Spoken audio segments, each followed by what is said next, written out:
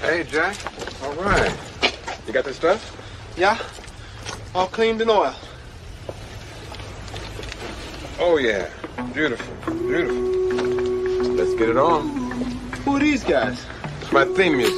Every good hero should have some. Hot damn, it's time to get down to the jam. It's time to get down, it's time to get down, it's time to get down to the jam.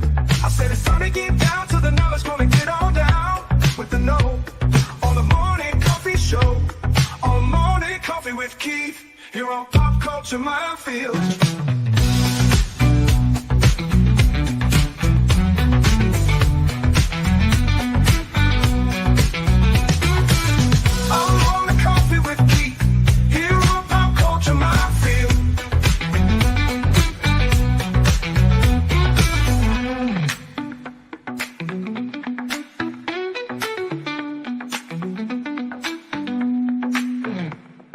Excuse me, can I get a cup of coffee? Black? Can't you see we talking? White? Happy Thursday morning, campers. Hello, Martin. Hello, hello. Wow. Now, look, a lot of you may be tuning in and going, what, Camp Keith? What have I tuned into? Look, for a while I've been tossing around the idea that with summer starting, one of my favorite summer memories when I was really, really young was summer camp. And it seems that our fandom might need a little something like that. I think there are people out there who,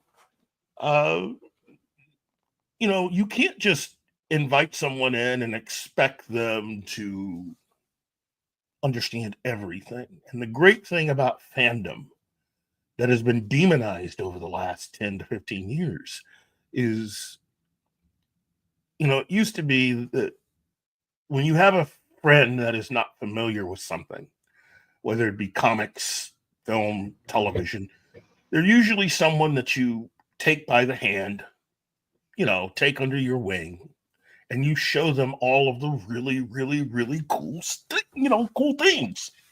And that's kind of frowned upon a little bit now. I think part of the reason why I do this is to be able to do that with everybody. I according to Martin, I seem to do that with him a lot. I'm always just putting stuff out there. Hello, Gambit. How are you?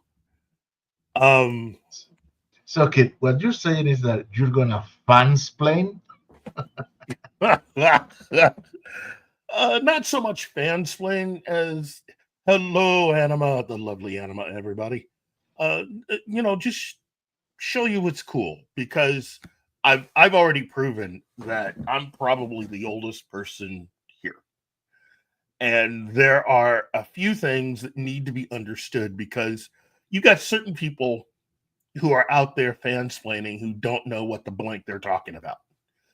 A lot of people who probably, I have found weren't even born when a lot of the stuff they're trying to talk about actually happened. Certain things need to truly be understood in, by hearing it from someone who was actually there or alive, who can give it proper context so you can understand what things are. Comics. Right now, to anybody under the age of 30, when you ask about comic books and you want a description of what Marvel and DC are, you're getting the perspective of someone who's only been alive so long. Okay? The thing that you need to understand is, for anybody older than 30, what I'm about to say might sound sacrilegious, but it's the truth. When it comes to comics, DC was the next step up from Harvey Comics and Archie Comics. Marvel was always the very edgy comics company. Their characters were darker, edgier, as far as sexual content, or at least edginess. that was always Marvel. They walked the line when it came to sex, when it came to violence, when it came to subject matter. But that's because of the way that it was put together. It was meant to be more realism in terms of emotional depth. But with that, you also are exposed to other things. If you want reality with your heroes, you're going to take in everything. When it comes to love and sex and violence and other things, that's just a part of what it is. DC Comics have been going for so long that they were the safer alternative, albeit more successful. And they were the comic book company that Hollywood loved to deal with. Okay, more Hollywood people had connections to DC Comics than Marvel. Marvel was basically, for a long time, Marvel really was the ultimate insider that was an outsider. Now, having said all of that, here's an additional thing. Before both DC and Marvel were owned by major corporations, one of the things that I personally miss about DC and Marvel from the early days is the fact they used to have this annual softball competition where members of the staff of DC Comics and members of the staff of Marvel Comics used to, both based in New York City, used to go out to the park. And they would play softball. And again, a lot of you who own a lot of the older comics can attest to this, because usually when they had this, they were pretty good at reporting who had won the annual softball competition. They don't do that anymore. A lot of that stopped right around the time that DC Comics was purchased by Warner Brothers in the very early 1970s. And definitely they're not doing it now, since Marvel is now owned by Disney Corporation. And it's one of the things that gets missed. It's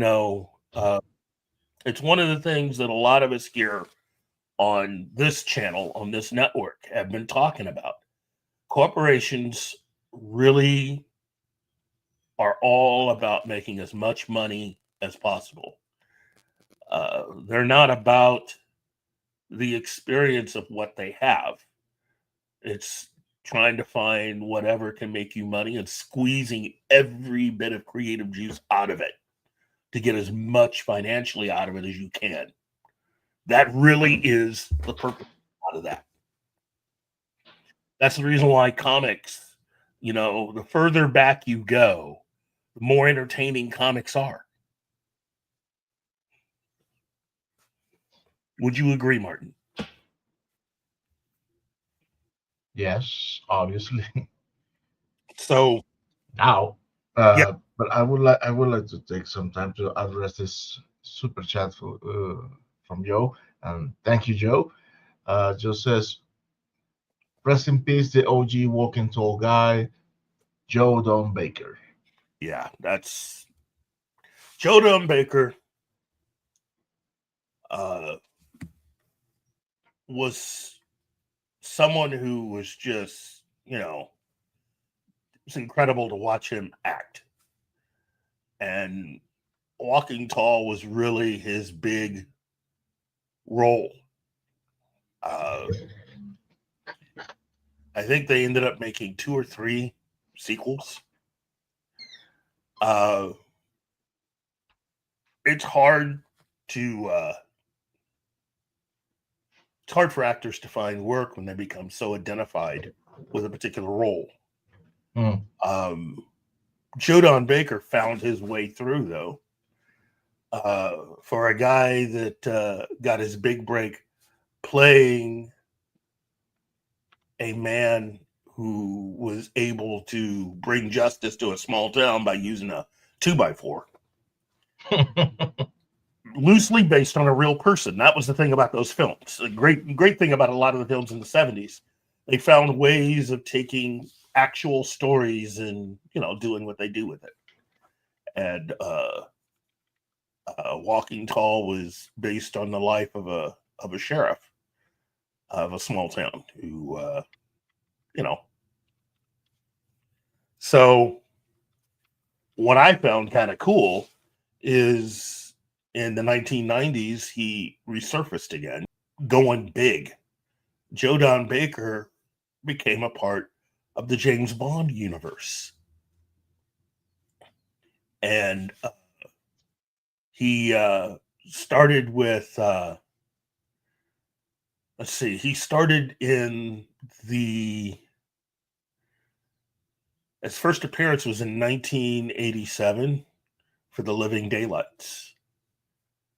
And he played Whitaker, who was a bad guy. And a lot of us just thought, wow, it's a one-time thing, he's done. In the 1990s, he reappeared again, this time opposite Pierce Brosnan, playing a good guy.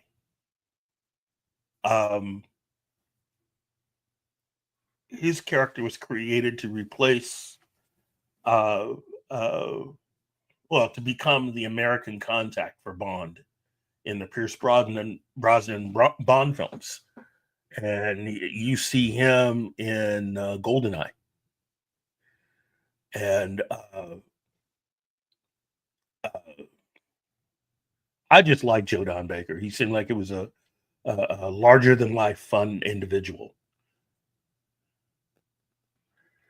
Oh yeah, Joe. Okay, yeah. Now I remember. Yeah, Bo did play him in the sequel. So Joe Don only played him in the first movie. Yeah, Sheriff Buford Pusser. Let's see. Anima says, back in the day when you could make fun stuff without fearing people might get offended. Today, you need to tiptoe around snowflakes. Yeah, well, yeah. Yeah, this is what happens when you have an entire generation of individuals who are taught that everybody deserves to get an award when you compete. And other things like that.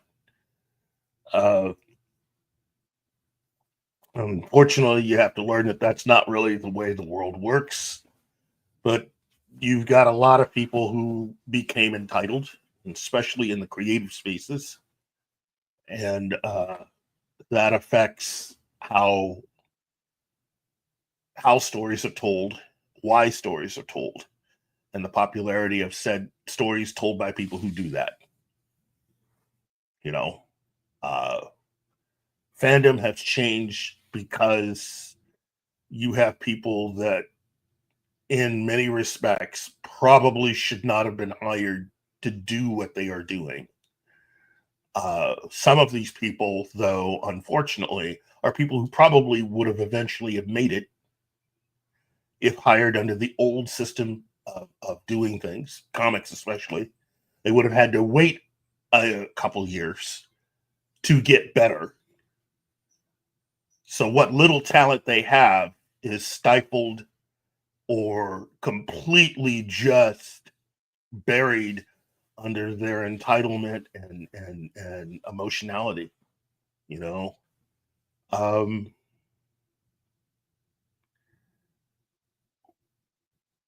Camp Keith stands as something that could help fans be fans. Now, I'm not here to step on toes too much, to step on emotions too much. I am here to basically just give proper context and understanding to certain things. So over the course of this summer, I will occasionally be having episodes of this show just be Camp Keith episodes to help highlight, bring to life certain things that I think are important, and certain creators, certain products, certain films, TV shows, books, comics, other things that, for whatever reason, just seems like it's just been completely and utterly forgotten or looked past or looked beyond, you know. Joe, yeah, someone will come along with a good American U.S. comics idea again. You know what? I do believe that will happen, but unfortunately, it's the whole money thing nowadays. It's gotten to the point where both Warner Brothers. It's safe to say that both Warner Brothers and Disney are not spending the kind of money that they could on comics. That a lot of people are having to do more with less, which is unfortunate. Now, one would think, hey, that's great for the independent comic industry. Except the independent comic industry, one of the big things about them was they never really had a lot of money in the first place. So you add all that together against the mountain of success that they've had with manga comics flooding into the U.S. market, and you have a problem.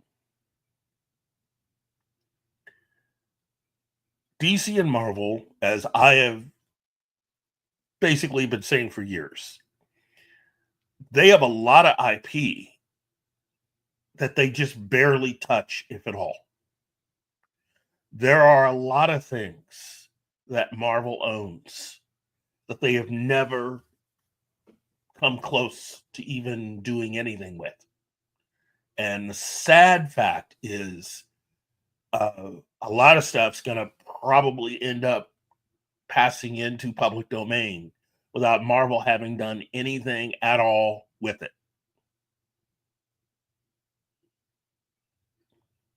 And the same thing for DC. For instance, right now we're headed into the premiere of another Superman film. Siegel and Schuster, the two young men who created Superman, had a lot of other ideas that they sold, many of which they sold to DC Comics. And some of these characters were allowed to become a part of the pantheon of characters that DC would print. I think before everything crosses over, I think DC should just go ahead and do something with all of these characters, create a Superman adventure, or do something that it seemed like they were doing back in the 90s, it seemed like, where some of the writers were bringing in some of these characters, some of these Siegel and Schuster characters, allowing them to make cameo appearances in a lot of the Superman comics. I think that should be done in comics nowadays. Unfortunately, you got people that, again, have way too much going on, where Superman as a character and the characters associated with it, the stories that have been told, are not a top priority of the people that are in charge of creating Superman comics. Same thing can be said for X-Men comics, Batman comics,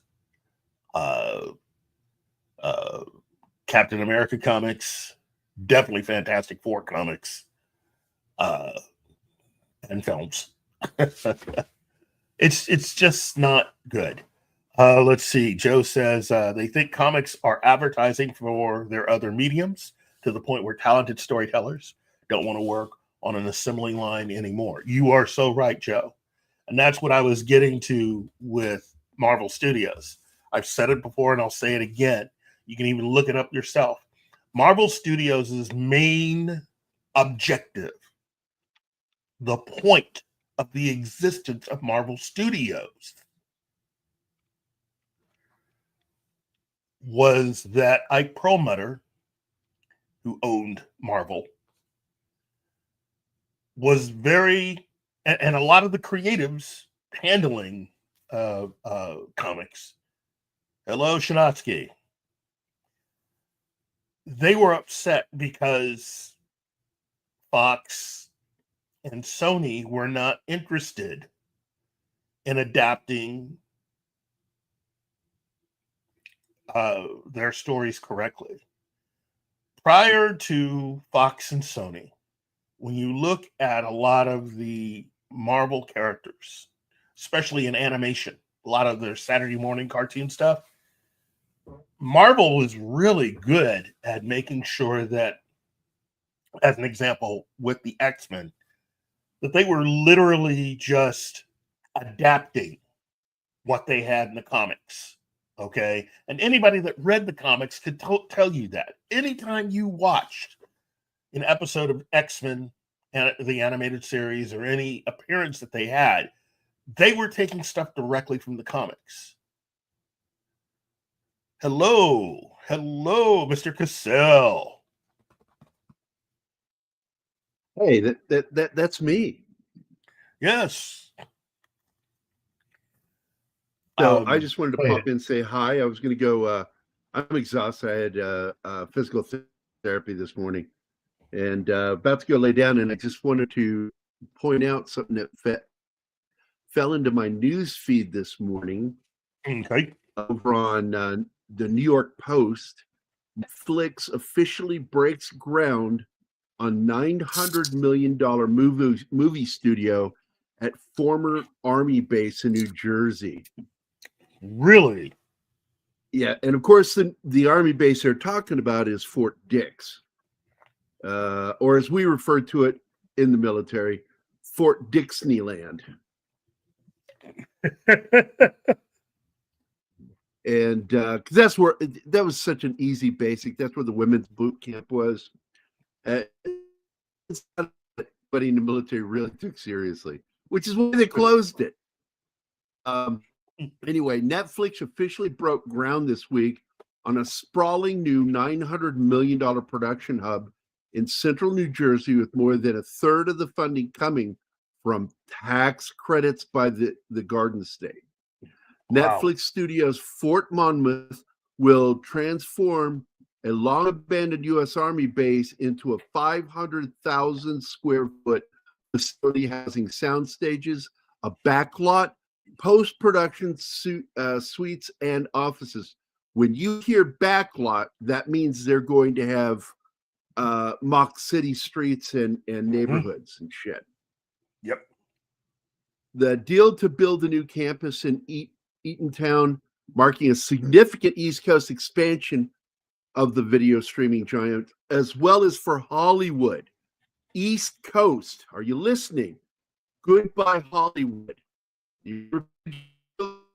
Hollywood. You and I predicted that Hollywood was going to be dying back in 2019, if you remember, because they're cutting their own throats. Yep. So this $387 million tax credit, according to state officials, because that's going to bring New Jersey a lot of fucking state revenue. Well, Gary, not a federal tax credit, but a state one. You also understand the significance of New Jersey, though. New Jersey is really where film was born. And the first studio, I think, creative studio that Edison had was in New Jersey. Right. So having Netflix set up something in New Jersey pretty much just brings us full circle, because it was because of Edison that filmmakers got chased from the East Coast to the West Coast. So for Netflix to do this brings everything pretty much full circle.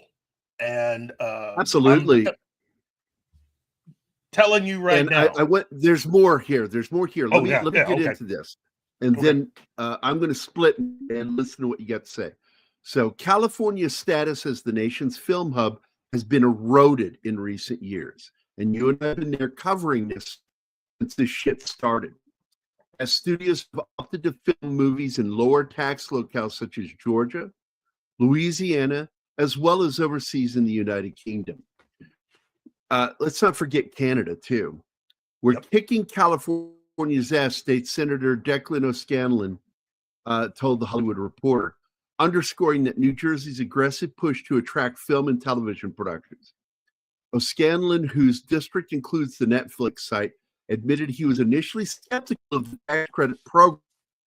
He delivered a rare political confession. I was wrong. This is what screwed Missouri, by the way.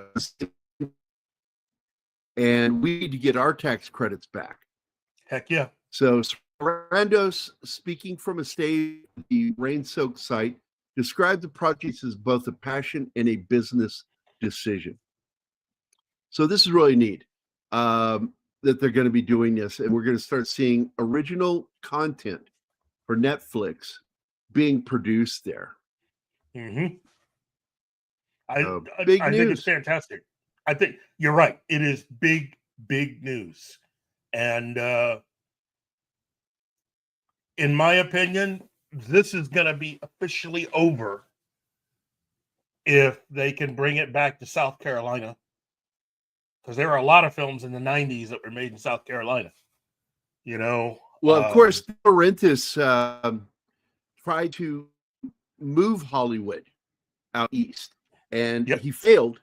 But the seeds were planted, and we may finally see, due to the fact that people in Hollywood are being taxed to death, and the cost of making a film. And here's another problem. I know the unions have a place, but they have destroyed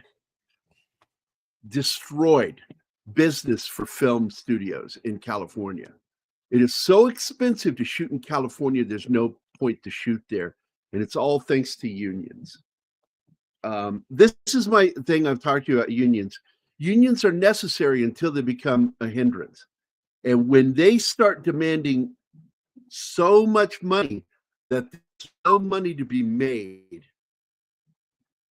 they literally cut their face, head off to spite their face. So it's fucking stupid. So this is a smart move, and I kind of was excited seeing the news this morning. Yeah, it's very exciting. I think again, there's a lot here. I shared the link with you. Good, thank you. I'll be getting into it more myself. I gotta say, kind of excited. As I said, I think it's going to be over if South Carolina jumps back in. I think South Carolina was where, let's see, Cameron did The Abyss there. I think The Crow was partially filmed in either South or North Carolina.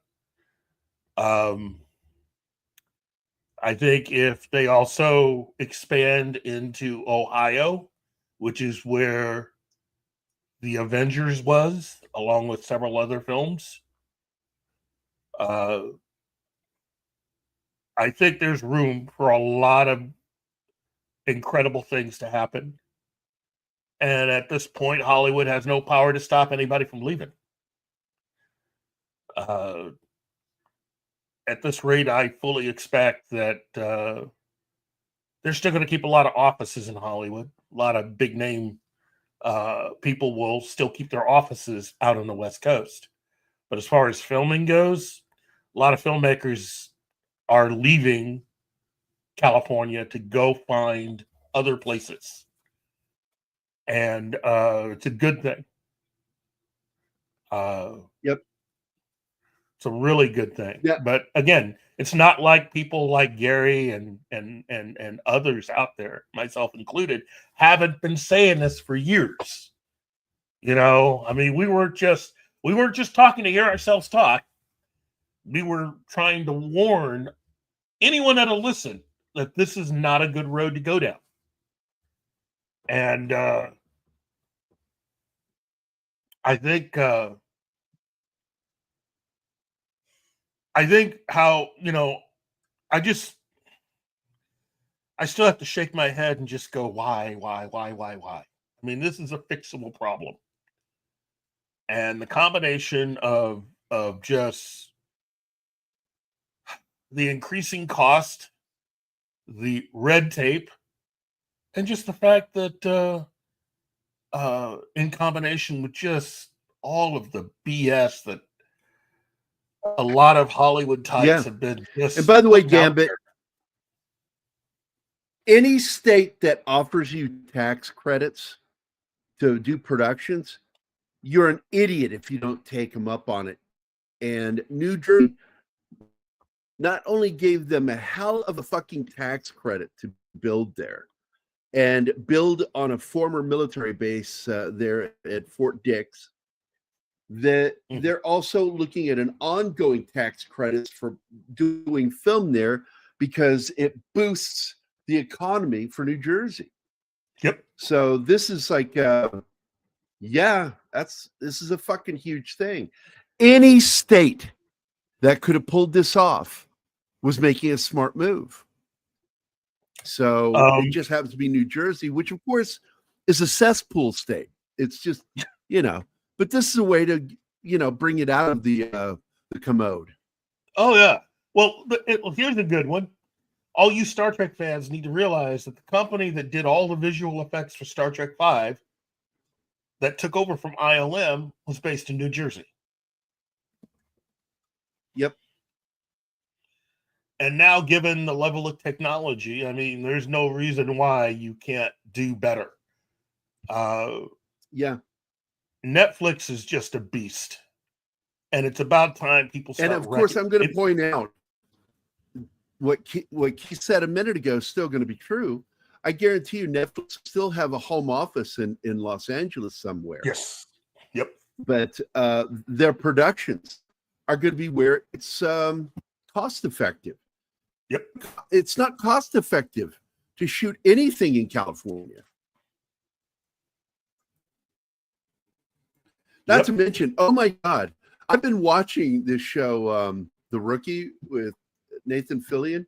I'm like, I don't think they're shooting in and around Los Angeles because you can't see any of the homeless camps in it. I don't know where they're shooting at. Because there's no way to fucking miss them. If you pick a fat guy up and throw him, you will hit a homeless camp in Los Angeles.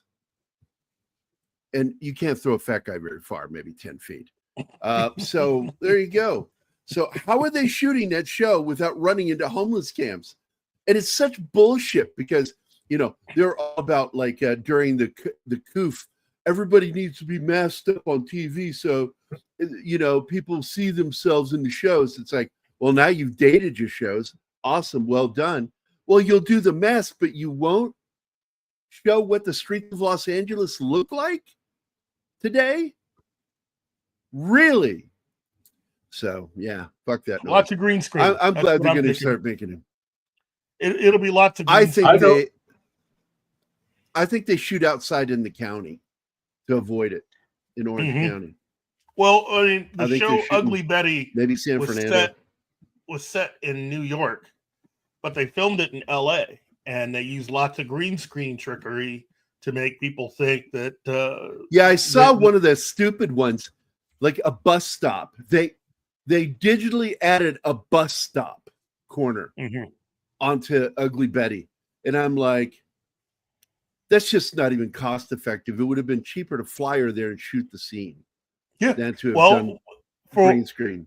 For the West Wing and for Chicago Hope, they would often have things where they would fly everybody, either to Chicago or to DC to do scenes, and then they would fly everybody back and complete the rest of them on the West Coast. And it was just cheaper to do that. You'd shoot for the West Wing, they had to write pretty much almost their entire season ahead of time. So they'd go through and pick out all of the parts they need to film when they were out in DC. And then fly back and film all the rest in on the West Coast. It's now going to be a lot easier to do stuff like that. But again, Netflix is a beast. We all know it. And Hey, to my all favorite those, was $6 Million Man. They would shoot on the streets of LA. It was supposed to be DC.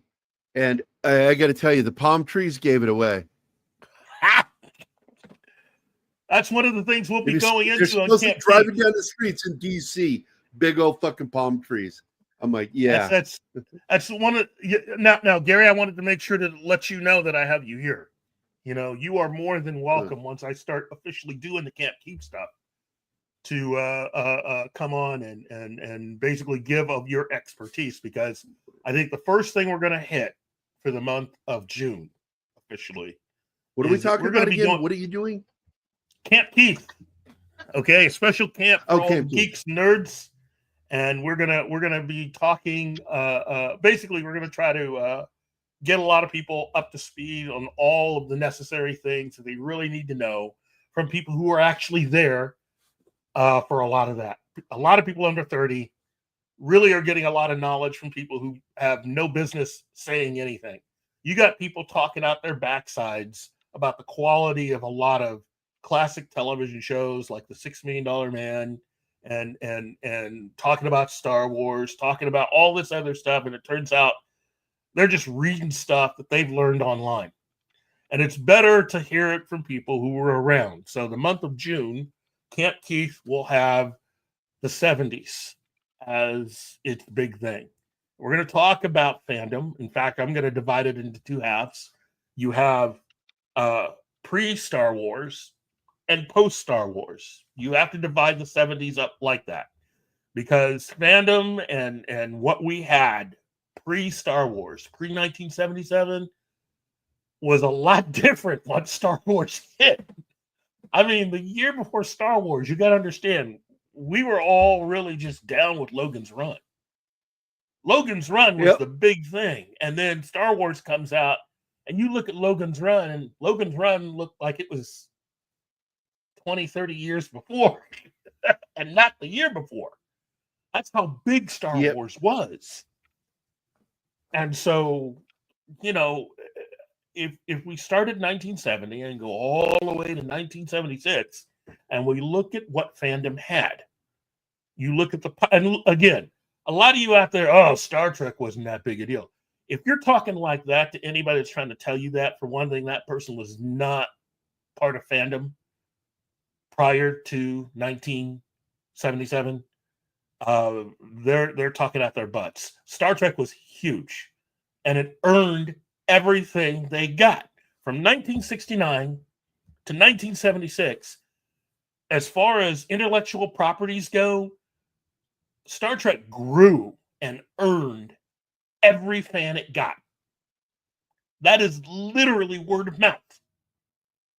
I can't think of another TV show that grew as much as Star Trek did during that period. Would you concur, Gary? I would concur. By the way, Joe's Atmosphere had a $1.99 super chat. Yeah, rest in peace, the OG Walking Tall guy.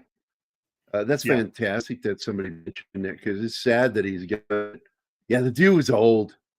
And I got to be honest, I thought he was dead like 10 years ago. And he looked terrible when he did Joe Dirt back in the 2000s. Mm-hmm. And he hung on, man. Great classic actor, old school.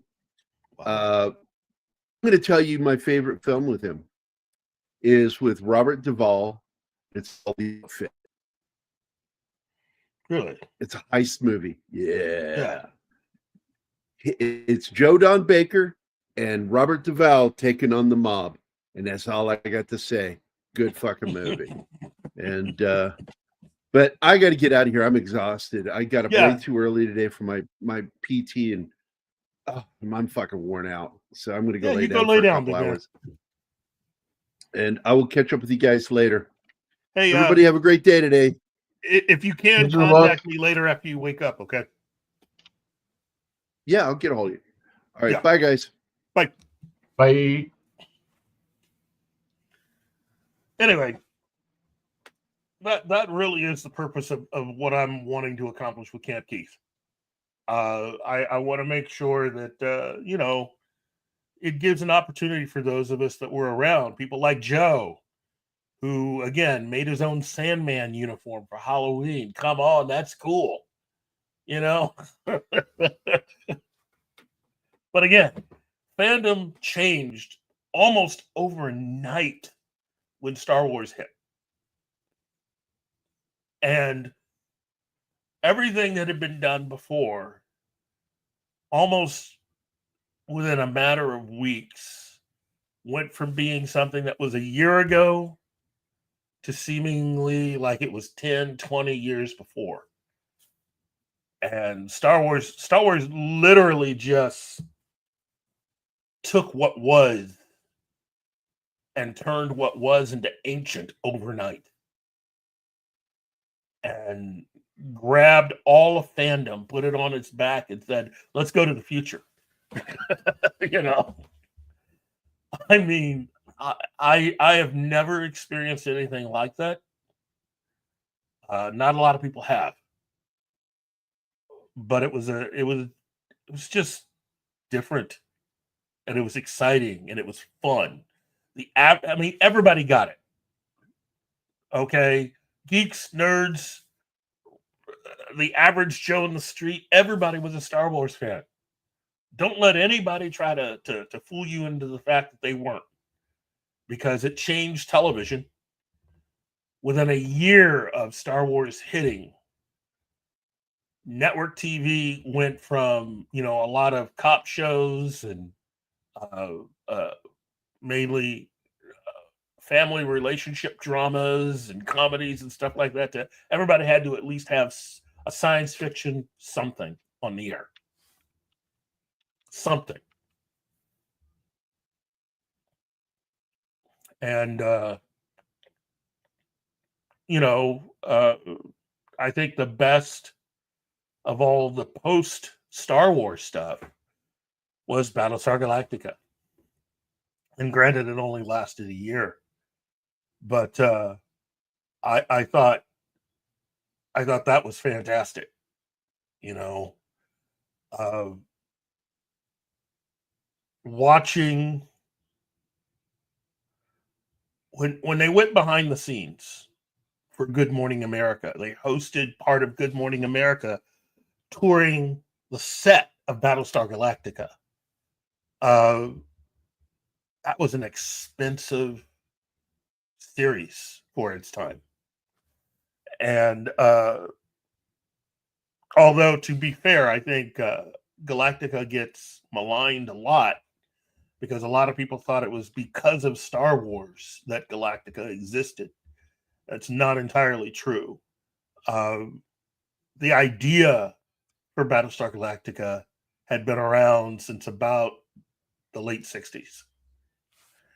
You know, but Star Wars helped get the whole thing funded. You know, we got the whole thing funded. So, oh wow, Gambit's just going off. Let's see. Anyone who thinks Section 31 is good is you know what, Gambit? I can understand having a point of view, but people like what they like, and that's fine.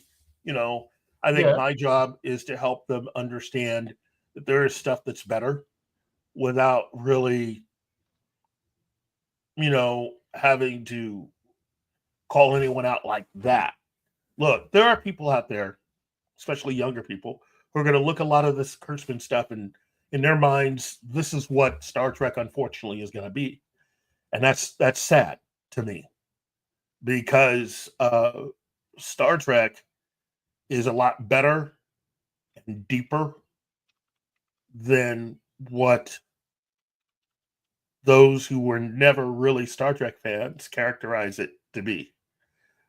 Does it have certain parts of it that haven't aged as well? Of course. It's 1966, my man. Come on. You know, there aren't very many TV shows that got everything right. You know, although, again, I've said it before and I'll continue to say it. People keep forgetting that Star Trek, I should say, is amazing for having lasted as long as it has. But there was another television show from the same studio, filmed on the same lot, who premiered on television, same time, that is still around.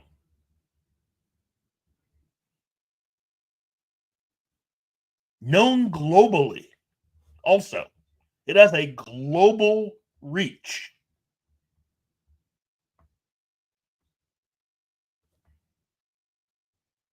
Can anybody guess what it is?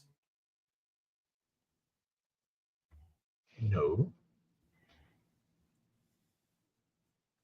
Come on, kid. It's Mission Impossible. Oh. That was the other show that was greenlit.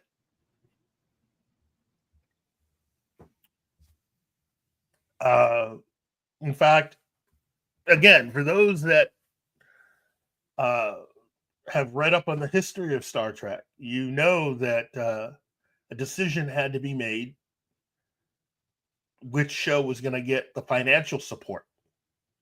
And it was decided that Mission Impossible was going to get the main financial support. They could not support Star Trek up to the level that it was originally planned to be. Star Trek, as we have come to see it, that was not what they were originally planning to do with the show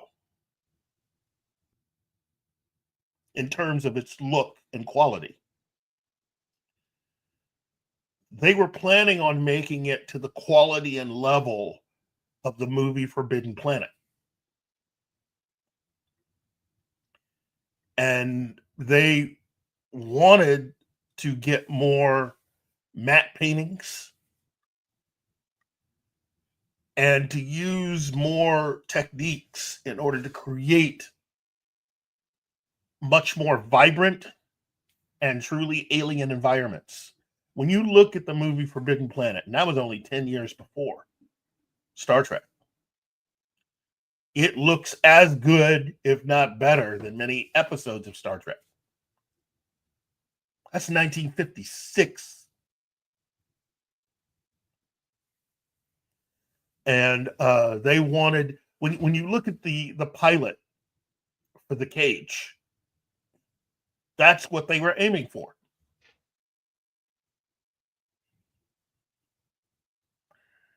And had they got what they wanted, you would have had a show that would have blown a majority of shows out of the water. But that wasn't the only area where Star Trek advanced. I've been saying it. The writing staff, do a deep dive on all of the writers they had for Star Trek. 4 or 5 of those writers came out of the writing staff for the Twilight Zone.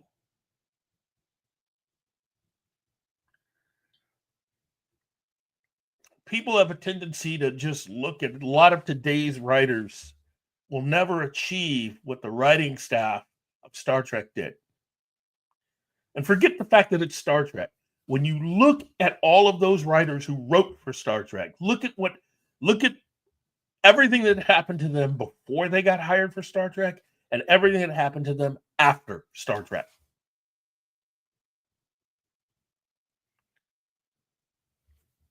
Outside of the writing staff for Twilight Zone, I think Star Trek had probably the best as far as genre entertainment.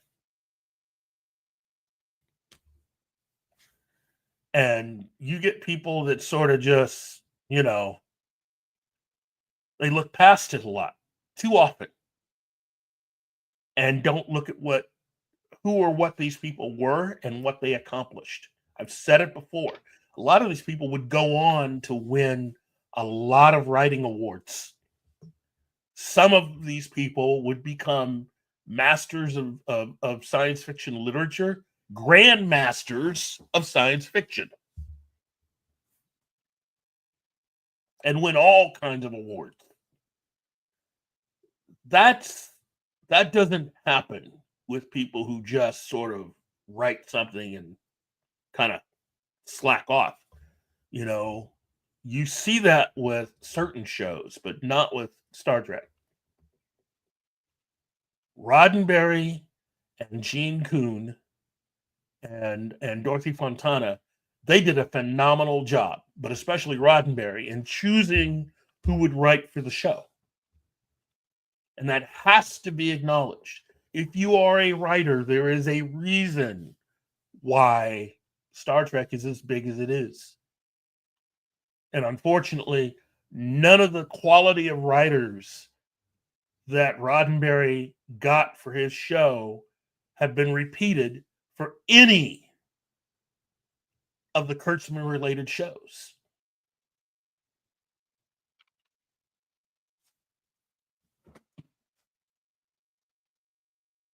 Now, I know there are some people here that are fans of Prodigy and Lower Decks. First of all, let me just say, hey, good for you. I'm glad you're fans of that stuff. I myself am not. Sorry. I've never found anything truly entertaining about either one. They have their upsides. They have their positive stuff. And I know especially a lot of Voyager fans really like Prodigy. I now, if you haven't heard already, Prodigy is done. That show is done. They're over officially. While Netflix may have accepted the show, Netflix has now announced that they are done.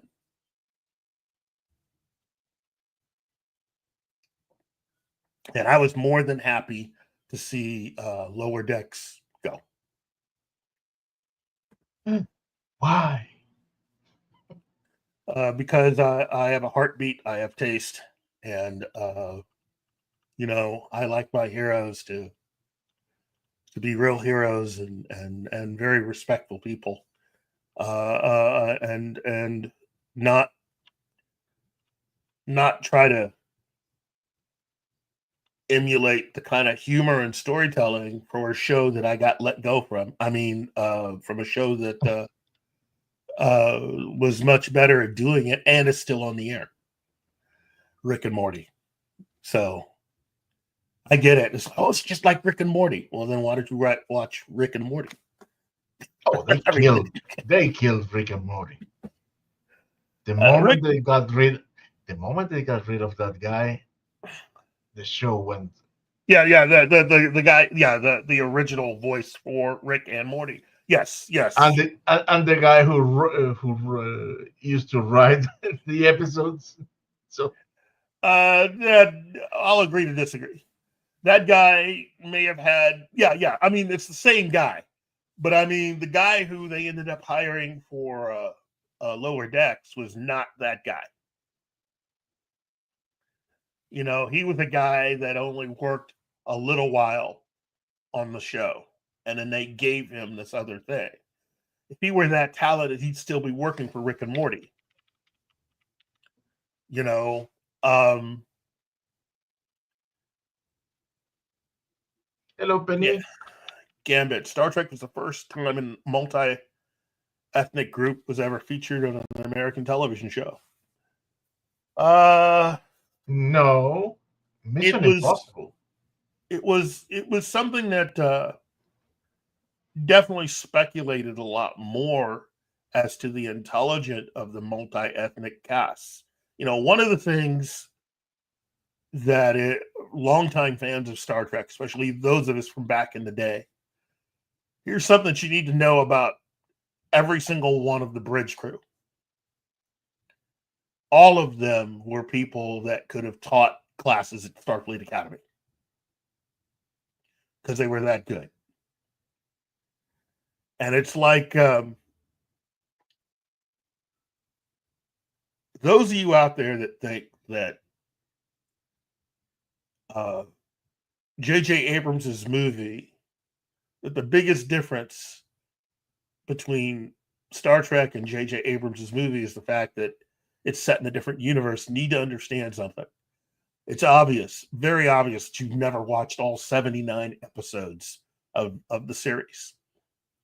One of the things that a lot of people who try to make it seem like Star Trek is this easy show that you don't need to watch every single episode of, is that you miss the fact that James Kirk's life, his early life, is laid out in the show. It gives you ample understanding of who that character is. And not everything has to be spoon-fed to you. But they give you who Kirk is. And JJ, with the exception of one person who worked on that script, for the most part, everybody else who worked on it were just too darn lazy to do the work. Because once you do the deep dive, and there are those on YouTube who have been doing deep dives into the original series, into the series Star Trek, watching every episode, and they'll even tell you their idea of the show has changed once they've actually watched all 79 episodes.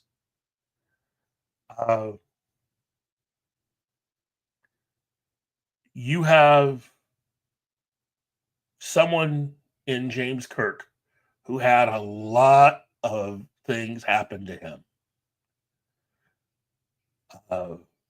It doesn't cover anything about his childhood, but it does. You get everything. You get stories going all the way back to when he was 16. And 16 is when the first big thing happened, which was the incident with Kodos the Executioner. Yep. He was 16 years old when that happened. And again, season 2, Conscience of the King. I think it was season 2 or season 3. I think it was season 2. Kirk is 35 years old in season 1 of the show. So it's season 2, so he's 36. And according to that episode, that was 20 years before. So, math. You look at that incident and the fact that 2,000 people were put to death, and that Kirk and Kevin Riley, along with a few others, barely survived all of that happening.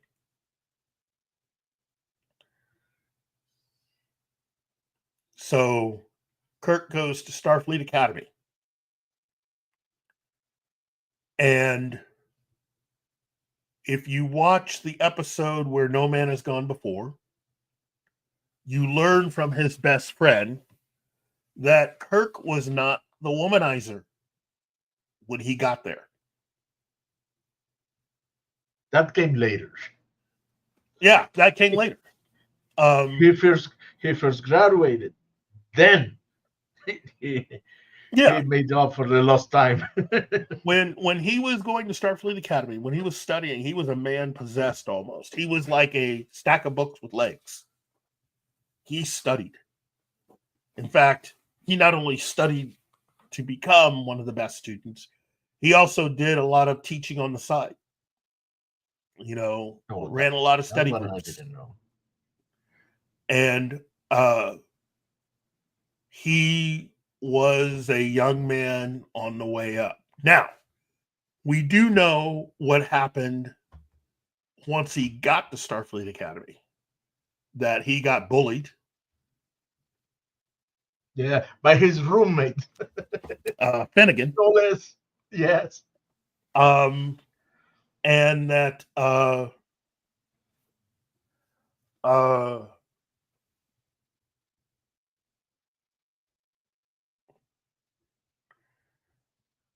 hold on, Gambit.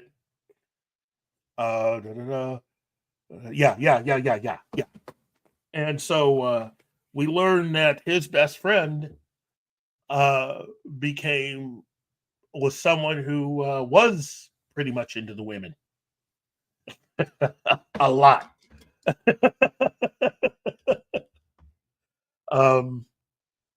You learn that as Martin and I said, his The tricks of wooing women came later.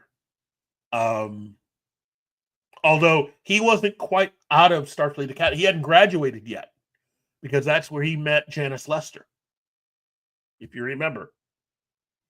Turnabout Intruder. Because they were both still going to the academy when that happened.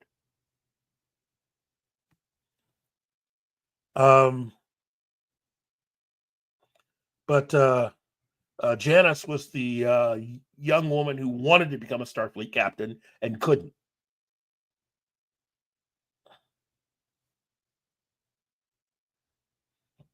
And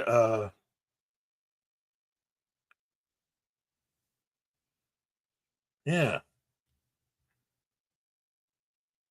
So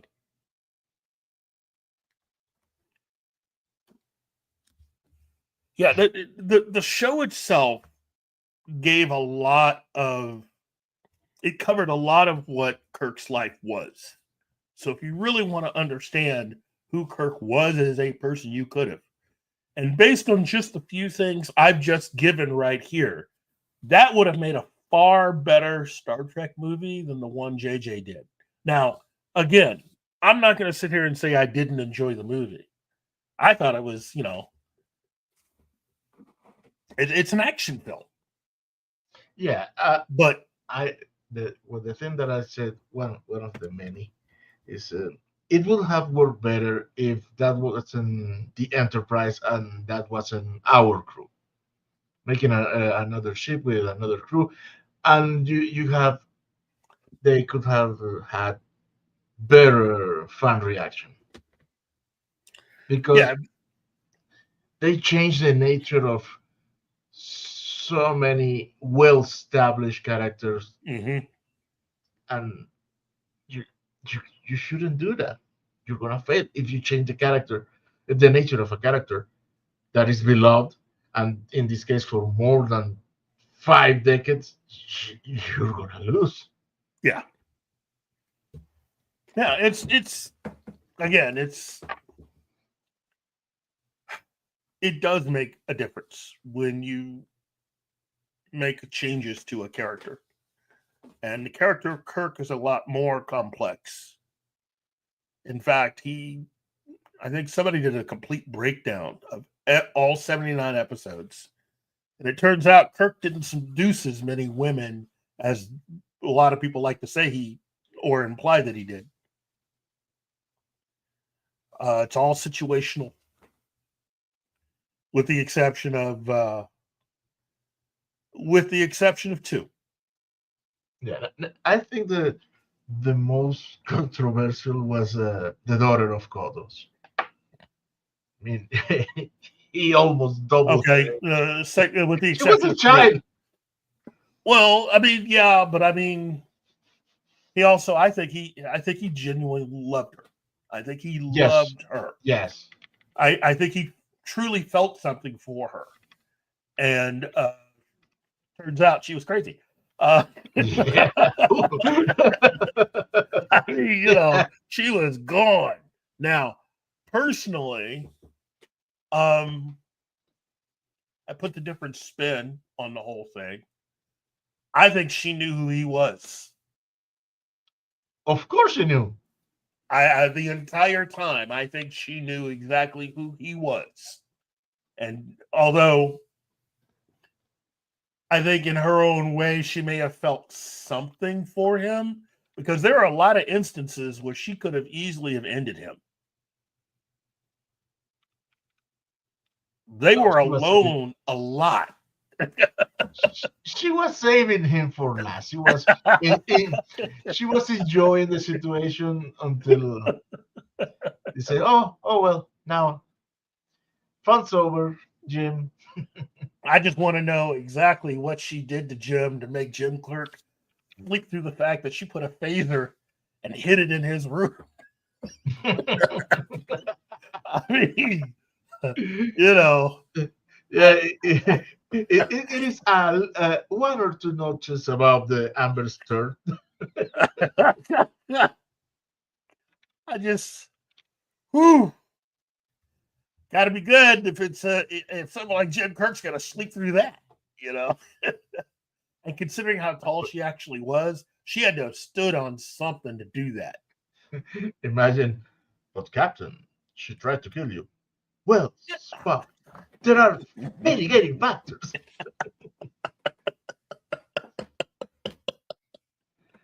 Oh, wow.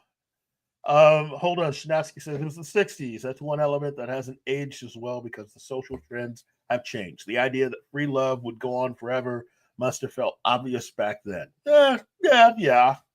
Yeah, Look, and then the 80s hit. let me be completely upfront. I kind of missed a lot of that because, you know, when I came into the story, I was kind of busy, you know.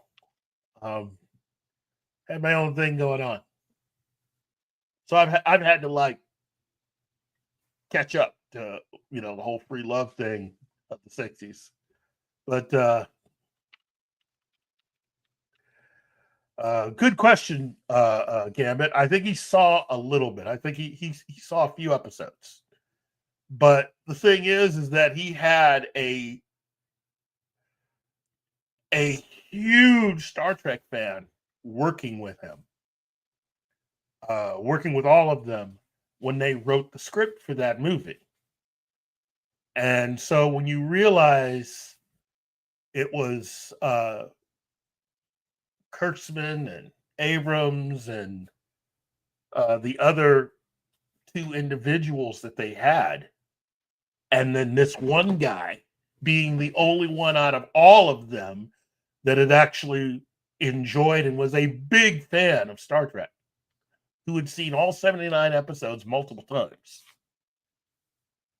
You know, 6 people working on the script, technically, and only one of them was not just a fan, but a big fan, a huge fan. So the fact that they got anything right at all is all due to this one person saying, hey, whoa, you can't do that. Kirk wouldn't do that. So he won a few arguments and he lost a few arguments. But it was one person that was directly responsible for anything they got right. And that was the late Robert Orci.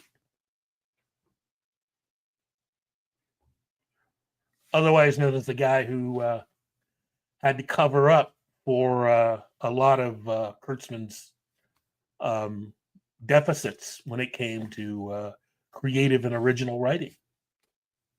I have come to believe that Robert Orci was the talented one of the two. That Alex Kurtzman's only real abilities were to negotiate. He doesn't add anything at all.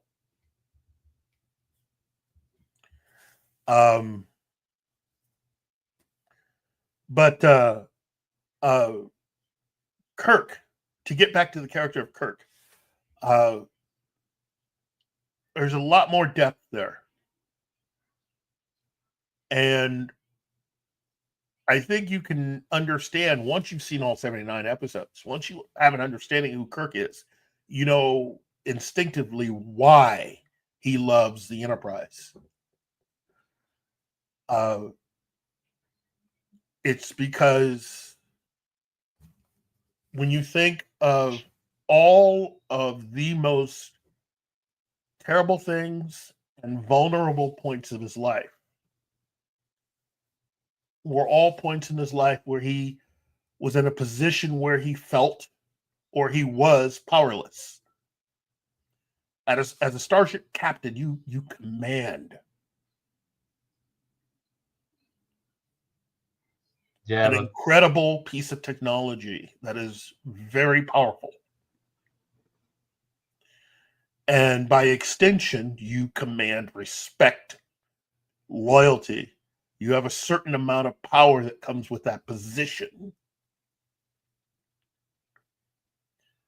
And you yourself are constantly in the position of deciding life or death in a lot of situations. And I think for... Oh, go ahead. And still, Kirk is a simp. Yeah. Because he said the in that episode in where everybody got inebriated by a space disease, he was talking to the referring to the ship as a woman and said, she takes, she only takes and gives nothing, and Jedi cannot leave her. Yeah. It's a simp for the ship. But but it's a relationship that he does get something out of. You know, it's part of the reason why he gave that piece of advice to Picard in Star Trek Generations. That is one of the... See, that's what happens when you have a real Star Trek fan write something. Because that never get a promotion. Yeah, because but it isn't just the fact. It isn't just about the fact of what happened during the events of Star Trek: The Motion Picture. That goes to who he was in his formative years and why he was motivated to become a starship captain. You know, he witnessed 2,000 people being put to death at 16 years old. That would change anybody.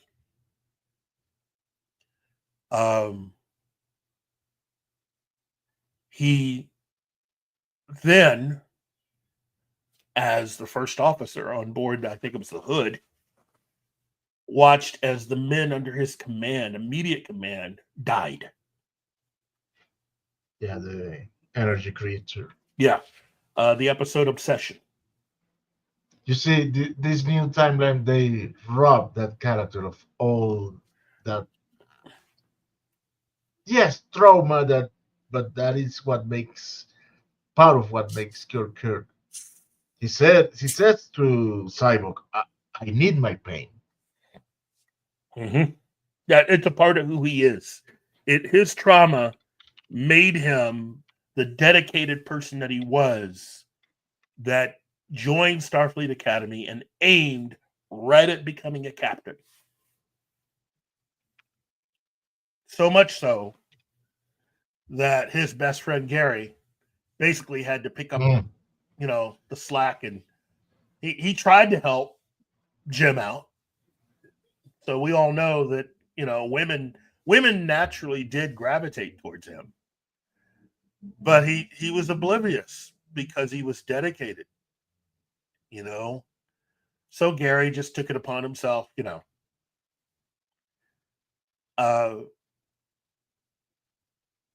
I mean, when you really think about it, Gary was still only a lieutenant and Kirk was a captain. So, Kirk obviously was a man on a mission. And he achieved what he aimed for. They have different pursuits. Of course, Gary was a skirt chaser. Okay? There is no way around that. Both men were about 35. Yeah, both men were 35 years old. One was still a lieutenant and the other one was captain. Yeah, it's easy to see. Everybody had different wants and desires. And at least for Gary, I think he kind of got what he wanted. He got to serve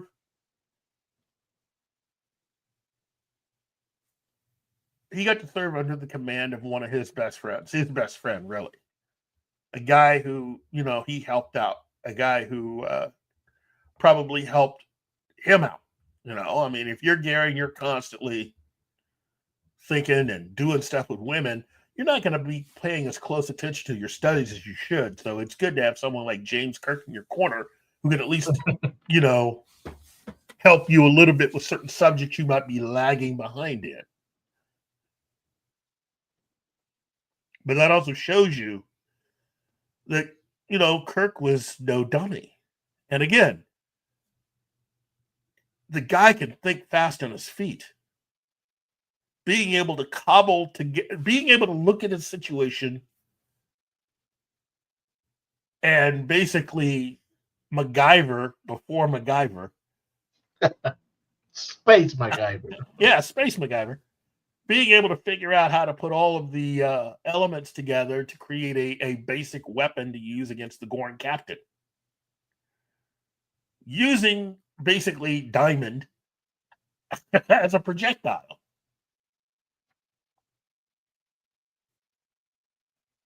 And yet people's like, yeah, he's a skirt chaser. He sleeps with women. That's all he does. It's like, if that's all you get out of it, that's fine. But that's not who Kirk is. And it's part of the reason why Kurtzman Trek isn't really real Star Trek. You know, it's a version of Star Trek from people who are not Star Trek fans. Or people who are more Star Wars fans than Star Trek fans. And I say that confidently, because if you look at every single interview that every single person who worked on J.J. Abrams' Star Trek, when you interview them in the years after that, and you see where they're interviewed, you notice in their offices, they hang, you know, in your home, in your office, you hang posters and the things that you like. Not a one of them hung anything related to Star Trek in their office or home. Well, what's the one thing you do see a lot of? Star Wars merchandise, Star Wars posters. Yeah. And when they took Star Wars, they did it wrong too. So yeah, that too. I think the only person who you never saw their home or office in their interview space was Robert Orsi. I wonder why that is. Oh, yeah, he was too busy trying to make it happen. Too busy covering up for what Alex Kurtzman lacked.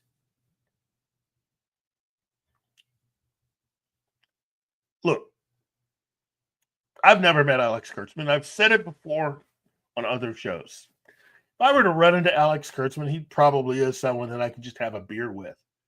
But as far as being a Star Trek fan, he is a complete F-up.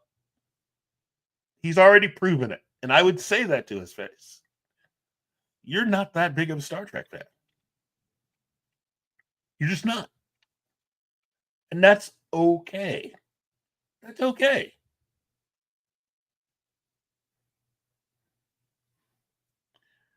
I just don't like it when he and Akiva Goldsman, though, basically continue to try to just stick to their phony baloney story that they are saviors of Star Trek and that what they're doing is real Trek. And, you know, especially Akiva Goldsman and what he's had to say about that. That's just mental, is what that is. That has nothing to do with reality. You know, nothing at all. It's tantamount to, you know, walking into school one day and your teacher gives you a surprise test. And you end up getting a D on it. And you try to argue with your parents that it's a good thing because it's not an F.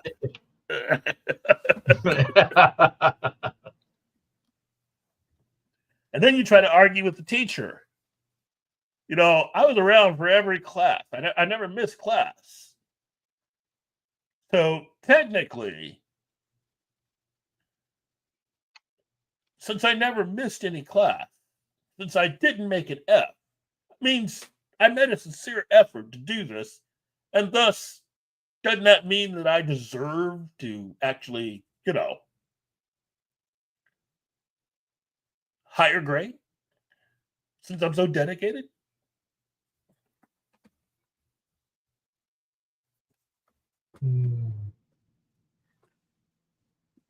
That's all a Kurtzman Trek. That's really what it is. You know, I deserve your loyalty because I'm making this for you. I deserve your loyalty. You say, well, yeah, but can't you then make it the way that it should? No, because you're stifling my creativity. But I'm going to make you real Star Trek. It's like, it's not real Star Trek if you don't know it. Yes, but I'm doing it for you. Thus,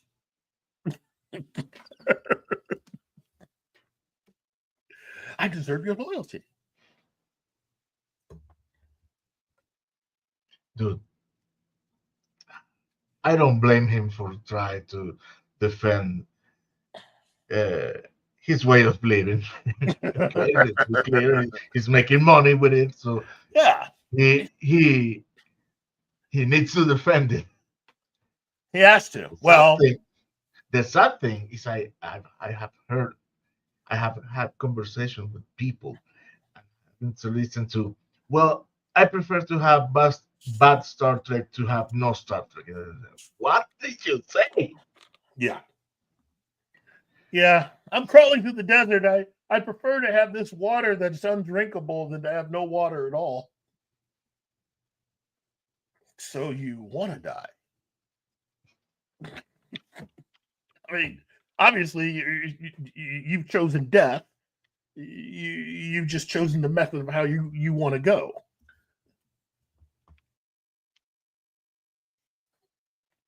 Hey, Cam. Hey, Kim. Wow. And of course, there is the camp that says, if it exists, it is good. No. Yeah. Not just because it exists, it is a quality product. That's not how it works. That's right. You know, I could buy this. You buy a watch on the street. Look at this. It looks just like the most expensive watch you've ever seen. Yeah, it looks just like it. That doesn't mean it is. You know, there's a lot of things that look expensive. A lot of things that pretend to be things they're not. Just because you can get something extremely cheap doesn't make it the real thing, no matter how much you paid for it. It's X. But we have to. Yeah, go ahead. Give me a second. Hey, fuck you, Kyle. And in case I didn't say it before, ladies and gentlemen, a big hello to Lady Penny. Because Penny's cool like that.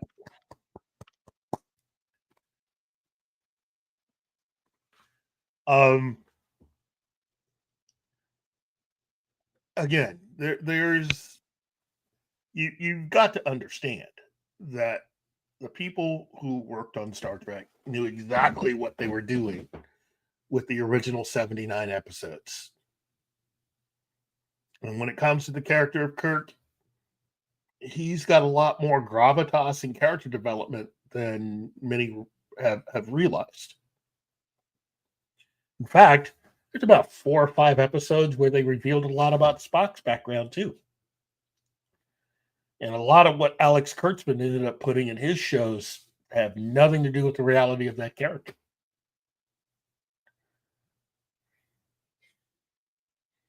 Well, but at least he likes science. Oh, shoot. My God, that line. Oh, that's cringe. Again, let me also put this out there because you know somebody's going to try to make the argument. Every time I've ever criticized any of Kurtzman track, I've never had anything to say about any of the actors. I believe they're doing their jobs. In fact, I'll even go so far as to say, you know, the Discovery cast is extremely talented. And had they had access to the kinds of writers that were working on Next Generation and DS9 and Voyager, Discovery would have had a shot to be one of the better shows. Unfortunately, they were stuck with Kurtzman and his writing staff. And that's pretty much what did it. You know, great actors, great set designs, great visual effects people, sound, costume, that, you know, the set construction, the set construction I will give you, but the design, no, man. I didn't mind the design at all. It's just the I fact did, because a bridge, it cannot be all black. I think you could get away with it if you're talking post Nemesis. It's the constant gaslighting. You know, it's the person. It's the, you come home and your spouse is in bed with someone else, and they look right at you and say it's your fault. And you have to go like, what? You push me to his arms. Okay. And they start detailing all the different ways that it's your fault that what you saw. And it's just like, no, that's gaslighting. Well, that's Kurtzman. Yeah. That's Kurtzman Trek. All of Kurtzman Trek is really predicated on gaslighting.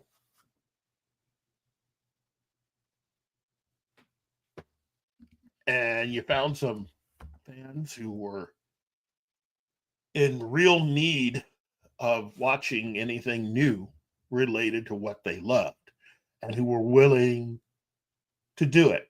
You know, somebody comes along, takes, you know, you're having dinner and somebody comes along, you're sitting near your best friend, somebody comes along, takes their plate and dumps all the food on the floor because you guys are eating at this real expensive restaurant. And your friend, without even thinking about it, just shrugs his shoulders and gets down on their knees and starts to eat the food off the floor.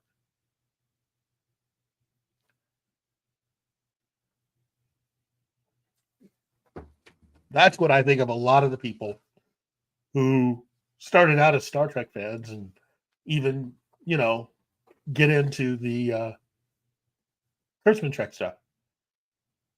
Convincing themselves of, oh, yeah, it's as good, if not better than, no, it's not. No, you just decided to eat what you've been given off the floor. There is better. You've been served better. You know, have some self-respect, stand up and demand better. And that's what I would want for all Star Trek fans who are watching Kurtzman Trek. You should demand better. Because blaming other Star Trek fans for what's happening doesn't do anything. It really makes you look dumb. And petty. And petty. Yes, you're right. The thing is this. Star Trek had a certain number of people that were fans. When you look at the number of Star Trek fans and the number of the, you know, non-Star Trek fans who were fans of Next Gen, DS9, Voyager, and even Enterprise. When you lose an overwhelming number of people who were watching all of that product, it's not their fault that they're not watching the stuff that you're being shoveled and fed. That just means they have self-respect and they found other things to occupy their time rather than spending it with people whose first natural instinct is to gaslight and or blame fans for their lack of talent in writing and producing.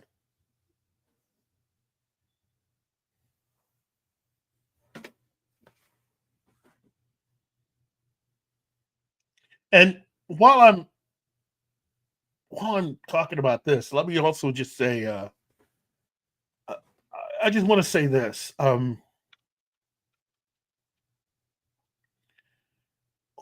Dear Warner Brothers, I get it. there's a lot going on. You guys have had to, you know, overcome a lot. There's a lot of money that was just wasted doing a lot of the stuff that Kevin Tsujihara and his people just put out there and expected a lot of fans to go for. But you had J. Michael Straczynski, and you couldn't find any way to keep him and to probably get him working with someone like James Gunn to help bring the DC universe to life. You basically poo-pooed all of his ideas for rebooting his original idea for Babylon 5.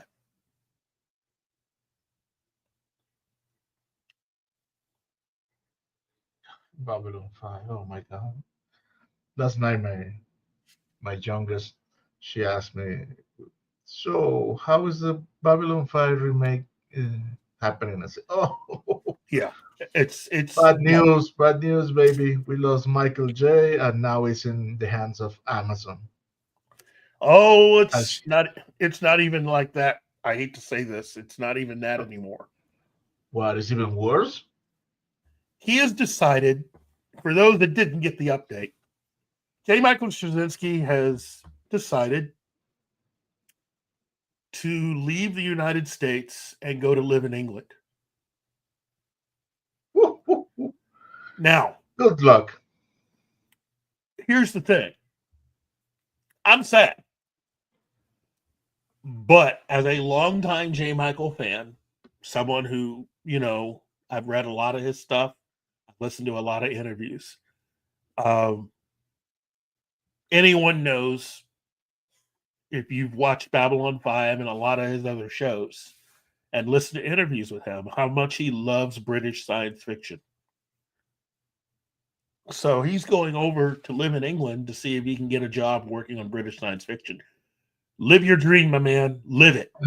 Do your thing. I'm sad that we won't get a Babylon 5 reboot from you. But if this is really what you want to do, live it. Dude, I'm terrified we're gonna get a Babylon 5 reboot without him. That's exactly. I prefer not have it. Be terrified, because that's what I'm hearing Warner Brothers is attempting to do.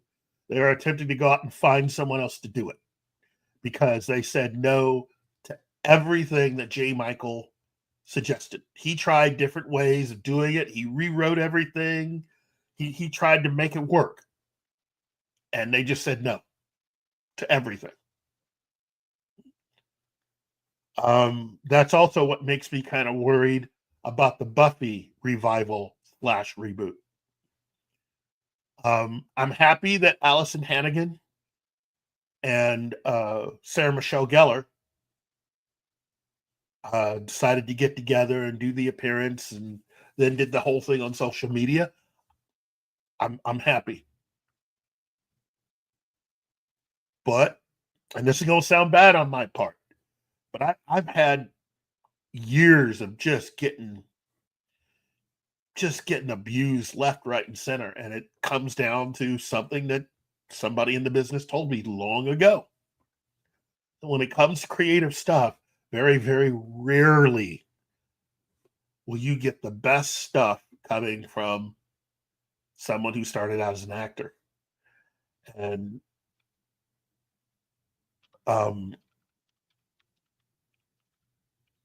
Joss Whedon, who is his own set of problems, he's not going to be a part of this thing. But you have people involved behind the scenes who either were legally connected to what he did, but had no creative input at all. Or you're getting people who are creatively involved whose projects up to now just really aren't that good.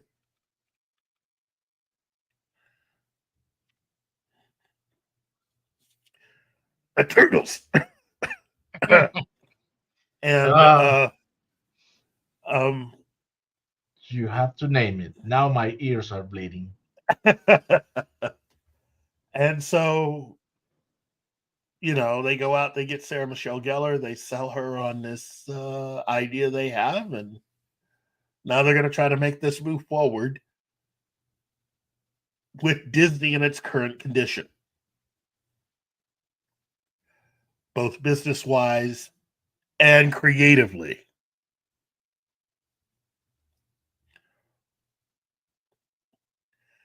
How many of the Buffy fans within earshot actually feel good about this thing? And again, I'm not sitting here going, you know, they can't do it without Joss. After Joss was basically given an opportunity to try to rehab his image and come back from what had happened, and he gave that interview that pretty much showed that he hadn't learned anything. Dude. In one interview, he pretty much showed that from here on out, it's not that he'll never work in Hollywood. He just guaranteed that whatever jobs he does have, he will forever just be the most talented but under the table script doctor out there, which is how he got started in the first place. But now he's gone full circle, and that's what he's going to be.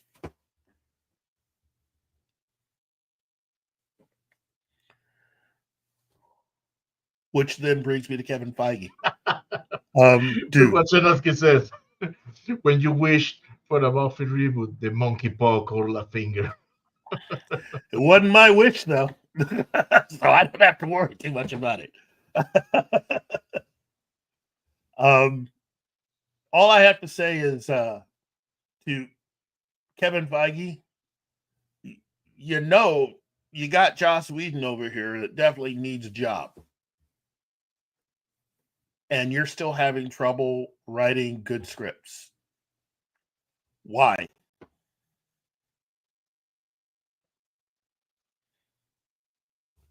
That's all I got to add. Why?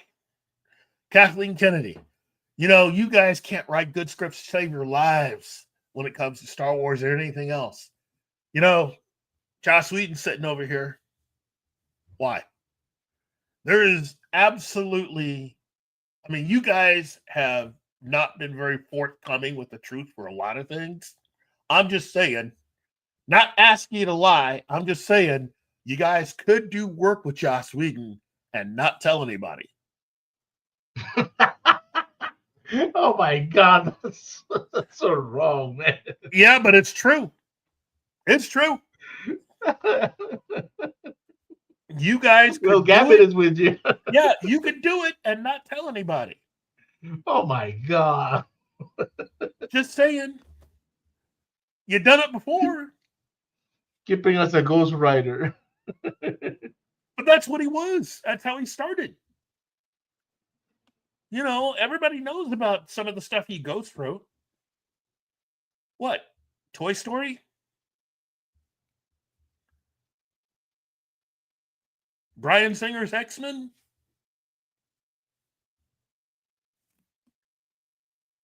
Even the movie Crimson Tide. With Denzel Washington and Gene Hackman. Yeah. Yeah. Oh man, that's sad. He had his finger on that? Yeah. He worked on it as a script doctor. Damn. All three of those films, that's sad. Joss Whedon worked on. Script doctor. In fact, Crimson Tide, Shinasky, Speed. Yeah, he also did Speed. Yeah, well, that's not a credit. That movie sucks. But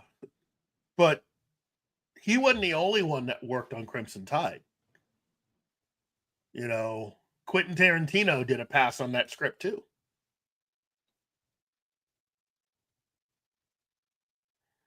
So Crimson Tide is fabulous. yeah, but again, take whatever you got, give it to Joss Whedon, have him do a pass on it. I agree with you, Shadowski. I would rather he use our friend Script Doctor instead.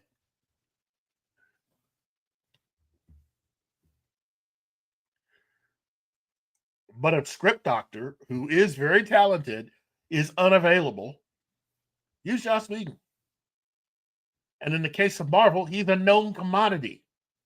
People like what he did. For any of these films in the MCU to have to be rewritten so many times, and again, Captain America, seriously, the number of script rewrites and how long it took to get.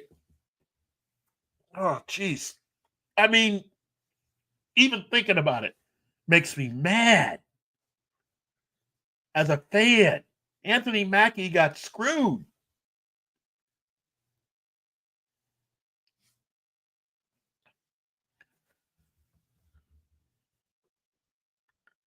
In fact, I said it before in another show, and I'll say it here.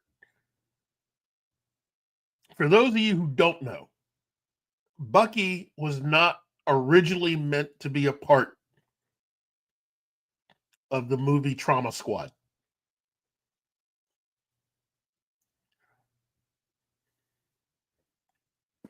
Oh, I'm sorry. I mean, the movie is Thunderbolts. He was not originally part of that. In fact, he was added in later. They had to go back and do some reshoots to add him into certain scenes.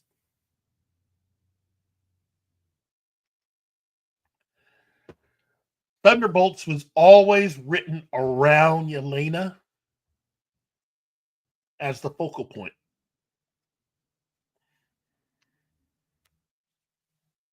Always. And that never changed, even with Bucky coming on board.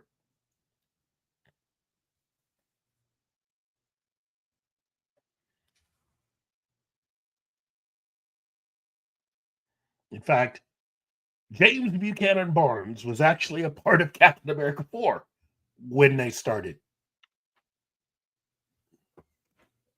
It makes sense. He should have been there.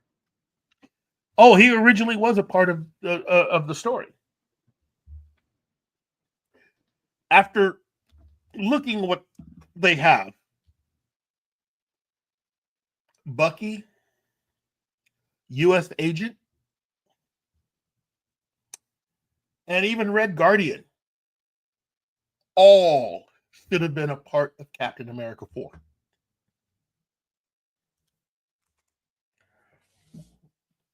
All of them.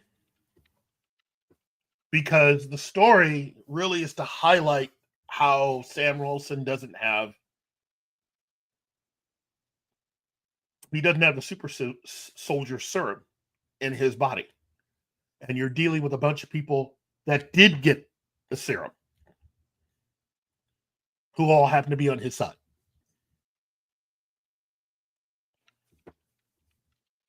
Now, think about a scene where U.S. Agent, Bucky, Red Guardian,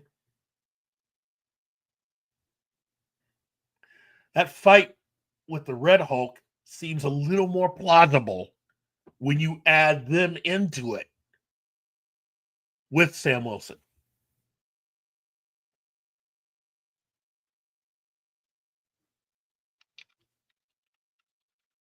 And look how many I just named off. It's about 4 people, give or take. There you go, Captain America 4. There you go. Right itself.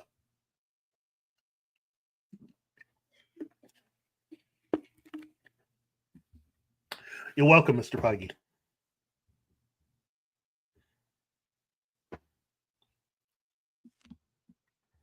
Anyway,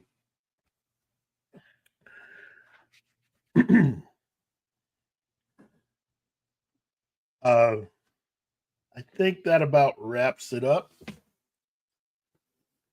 And I think that's our show for the day. So, first of all, let me just say I want to thank Cam's Crash Courses. Wait, Whoop. you told me you have to show something. Oh, Or you have some. you know what? Thank you, Martin. Yes, I did. I did have something to show you. So, need to recall that on the old computer, yeah? Because,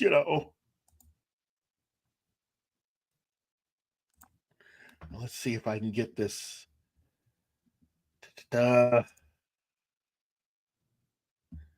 Okay.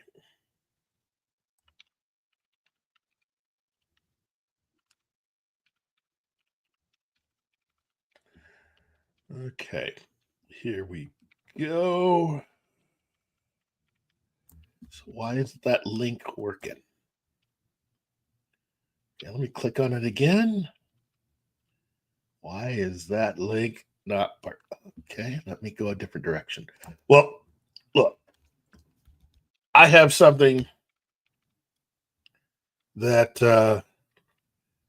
I think everybody's going to enjoy seeing. And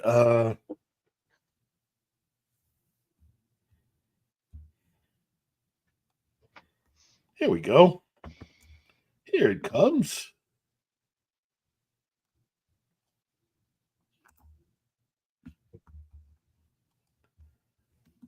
Okay. Where is it? Let me try to bring this up. Now, for those of you who've been watching my show for any period of time, you know that I love going out onto the interwebs and finding various things that my good friend Martin can react to, that I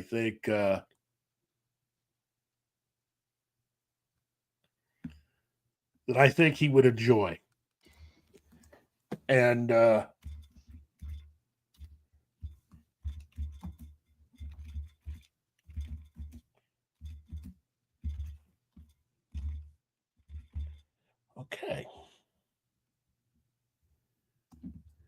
And I think I found something that I think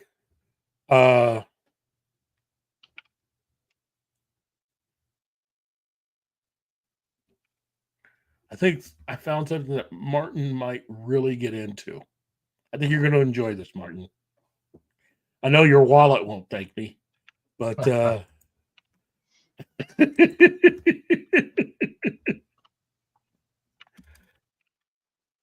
see.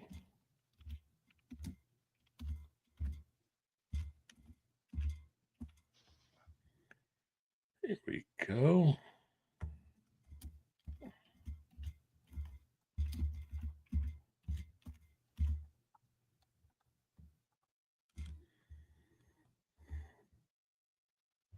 Okay, so I was out and about and I found this.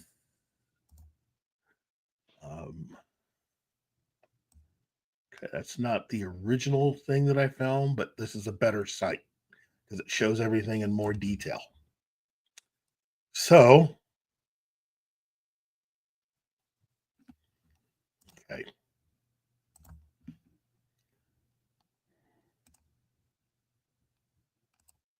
Here you go.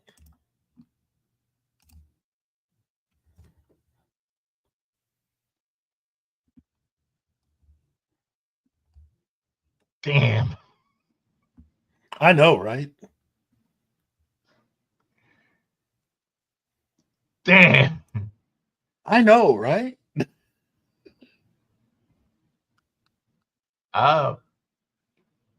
Can I have the link to that? And Oh look, my God. there's a thing that you can do with the hair where it starts out like this, and you could pop this off and put on this hair to make his hair do that. You can also the eyes are glass, a type of glass, so that you can move it. The eyes, you can have him looking this way, or you could have him looking the other way. Come on, Shinatsky. Oh my God. Wow, Chinaski, thanks. No, Gambit, this is a figure that if you had enough money, you could buy.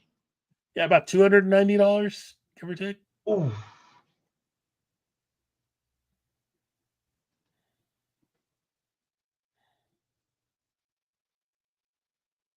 I think they should have made a head sculpture with Just the black Ben painting Affleck. on the eyes.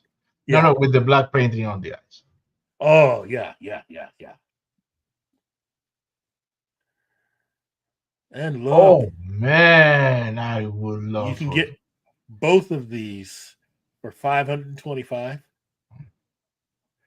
or just an art print of Batman Beyond art print for $360. Oh my God.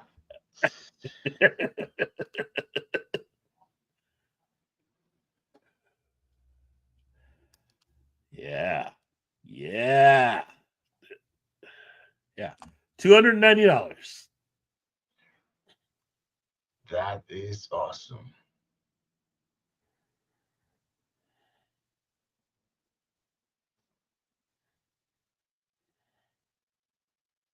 Now you only need some thugs and make a diorama of the warehouse fight. Yes. Which I argued on one show because somebody asked me, best scene of any comic book movie. I said warehouse fight, Batman v Superman. Didn't you have to think about it? Well, that's more out of the video game than anything. True, but still. Yeah, I think the only fight that comes close is Wonder Woman's fight with the terrorist in Zack Snyder's Justice League.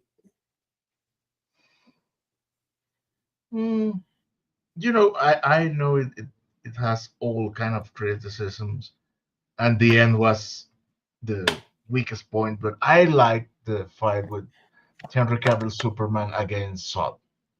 I really like that. Okay.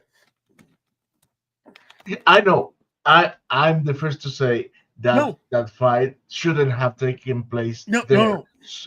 Yeah. No, I understand what you're saying. Superman would have he wouldn't have that fight there. He would be the first to say, I'm going when I cannot hurt anybody. Now, I totally get it.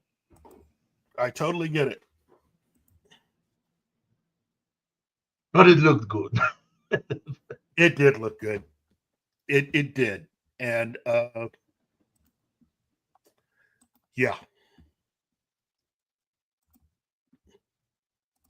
Man, I like this figure, man. I told you. I really liked it.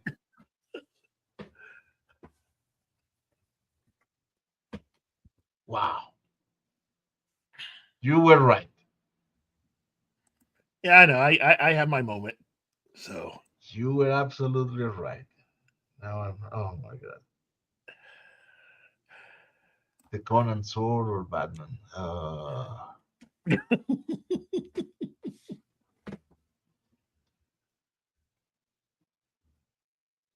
Okay. Wow. And private check the private chat, dude. Okie dokie. I'm gonna send this to my friend because I'm not the only one that has to suffer. Well, if you happen to do anything, just let them know that I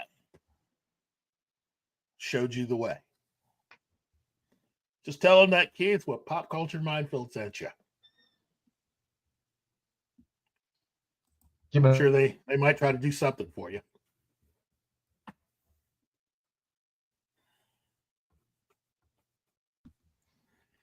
Whew. So that's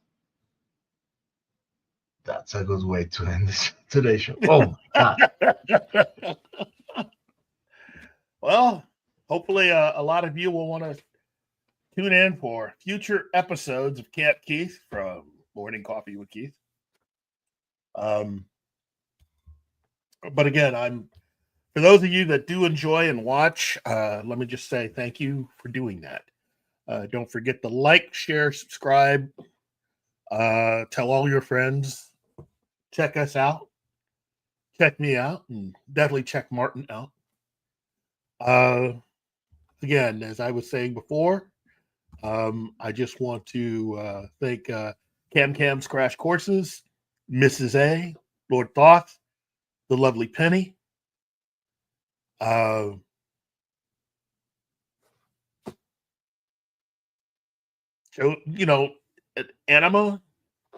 Shinatsky, Gambit. Let's see.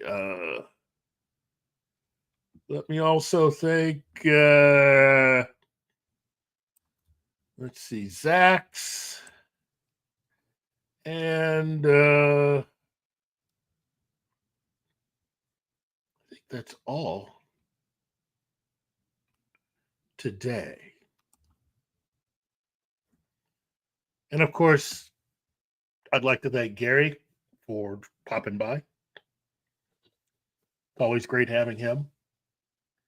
Over the course of this summer, I hope to be able to surprise and entertain all of you. Now, I do have certain things planned, but as I said before, Camp Keith. Remember, June will be taking on the 1970s. Now, not everything will be 1970s. We'll also do some up-to-date news and updates and stuff like that. But for the most part, I'll be highlighting a lot of that stuff. And then July, the 1980s, and then August, the 1990s. And by the end of this, who knows? I might, I don't know, give you access to a certificate so that you could hang it on your wall and say you survived Camp Keith. I don't know. Depends on how I think about it. But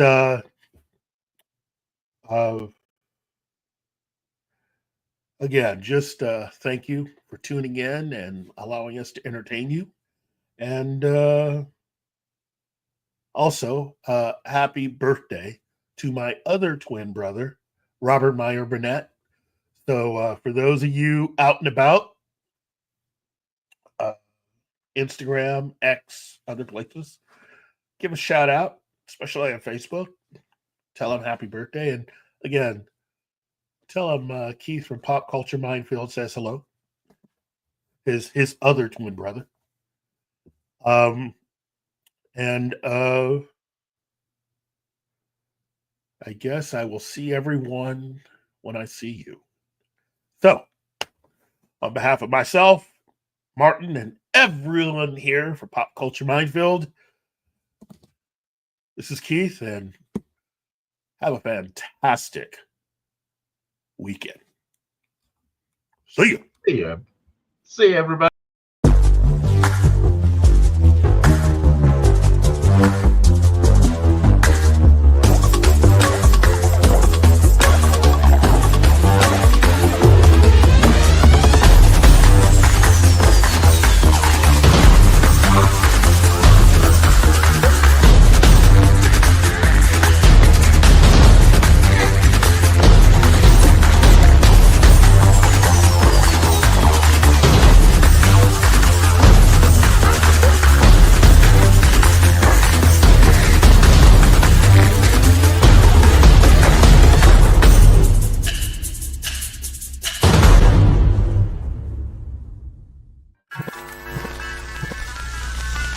Y'all come back now, you hear?